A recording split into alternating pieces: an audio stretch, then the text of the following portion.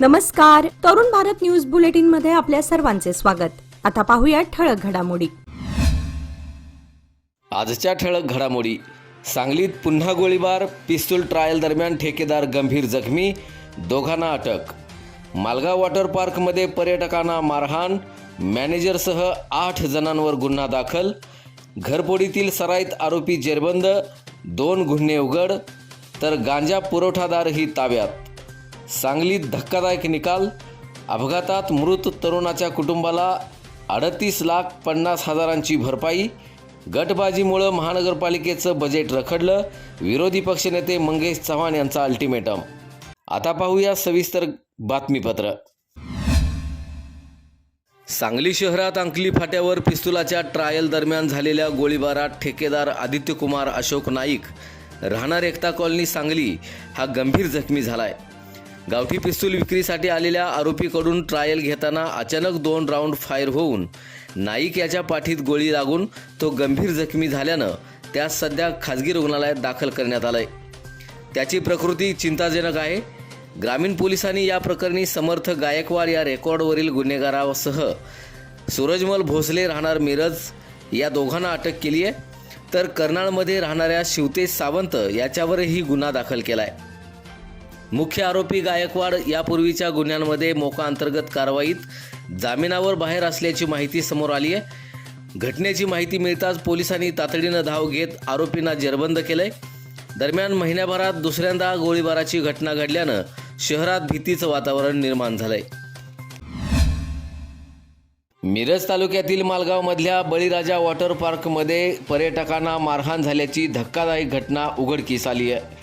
अंकलखोप इथल्या अमोल चौगुले यांनी याबाबत मिरज ग्रामीण पोलीस ठाण्यात फिर्याद दाखल केली आहे। चौगुले कुटुंबासह सहलीसाठी आले असताना स्लायडिंग दरम्यान एका कर्मचाऱ्यानं त्यांची ट्यूब मुद्दाम उलटवली। याबाबत विचारणा करता संबंधित कर्मचाऱ्यानं उर्मटपणे उत्तर देत वाद घातला। त्यानंतर इतर कर्मचाऱ्यांसह चौगुले आणि त्यांच्या कुटुंबियावर शिवीगाळ करत लाथाबुक्क्यांनी मारहाण करण्यात आली।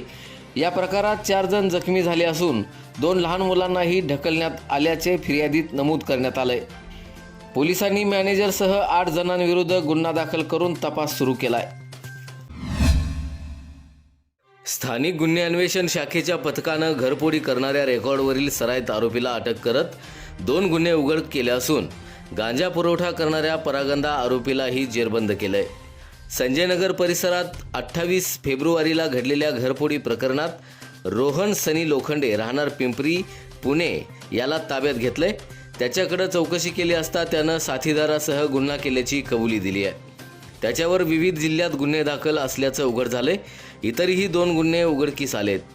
दरम्यान कडेगाव परिसरात गांजा पुरवठा करणारा अक्षय ज्ञानेश्वर मदने राहणार माळशिरस जिल्हा सोलापूर याला पोलिसांनी सापळा रचून ताब्यात घेतलंय। त्याच्याकडून सुमारे 7 किलो गांजा जप्त करण्यात आलाय। ही कारवाई पोलीस अधीक्षक तुषार दोशी यांच्या मार्गदर्शनाखाली करण्यात आली असून पुढील तपास सुरू आहेत।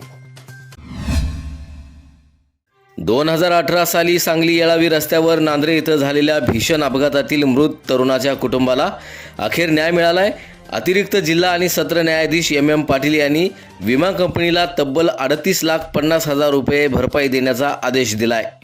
या अपघातात दुचाकीवरून जात असताना विजय कांबळे वय वर्ष 26 याच्या अंगावर उसानं भरलेली ट्रॅक्टर ट्रॉली उलटल्यानं त्याचा जागीच मृत्यू झालेला होता। या घटनेनंतर कुटुंबियांनी न्यायालयात दावा दाखल करून न्यायालयीन लढा दिला होता। या प्रकरणात ॲडव्होकेट महेश खराडे यांनी प्रभावी युक्तिवाद केला। न्यायालयानं मृताचे मासिक उत्पन्न 15,000 रुपये ग्राह्य धरत भरपाई मंजूर केली आहे।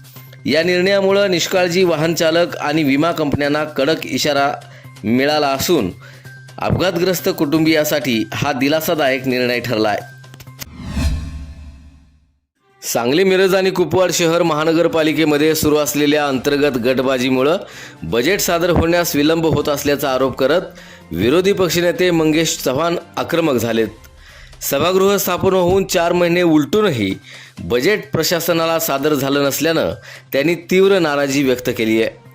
2 दिवसात महापौरांनी बजेट सादर केलं नाही तर महानगरपालिकेच्या दारातच प्रति महासभा घेऊन प्रशासकीय बजेट सादर करू आणि कायद्याच्या चौकटीत त्याची अंमलबजावणी करण्यास प्रशासनाला भाग पाडू असा इशाराही त्यांनी यावेळी दिलाय. दरम्यान पावसाळा तोंडावर आला असताना बजेट नसल्यानं अत्यावश्यक कामांवर परिणाम होण्याची शक्यता त्यांनी व्यक्त केली आहे.